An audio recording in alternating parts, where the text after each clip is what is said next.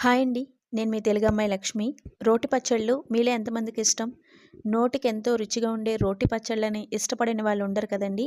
Last time నేనొచ్చినప్పుడు అత్తయ్య గారు పొయ్యిలో కాల్చిన వంకాయతో రోటి పచ్చడి ఏ విధంగా తయారు చేసుకోవాలో చూపించారు. ఆ వీడియోకి చాలా మంచి వ్యూస్ వచ్చాయి. తర్వాత చాలామంది రోటి పచ్చళ్ళు ఇంకా చేసి చూపించండి అని అడిగారు. ఈసారి అత్తయ్య గారిని నేను ఏ రోటి పచ్చడి చేసి పెట్టమని అడగలేదండి. కానీ మా అత్తయ్య గారే అర్థం చేసుకుని పిల్లలు రోటి పచ్చళ్ళు ఇష్టంగా తింటారు కదా అని రోటి పచ్చడి చేశారు. టమాటో, కొత్తిమీర పచ్చడి.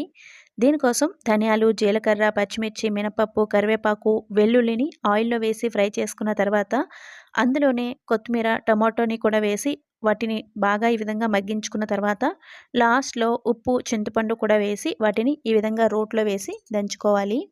పుల్లగా, కారంగా, నోటికెంతో రుచిగా ఉండే టొమాటో కొత్తిమీర రోటి పచ్చడి మీలో ఎంతమందికి ఇష్టం? తప్పకుండా కామెంట్ చేయండి. వీడియో నచ్చితే లైక్ ఇచ్చి వెళ్ళటం కూడా అస్సలు మర్చిపోవద్దు ఫ్రెండ్స్.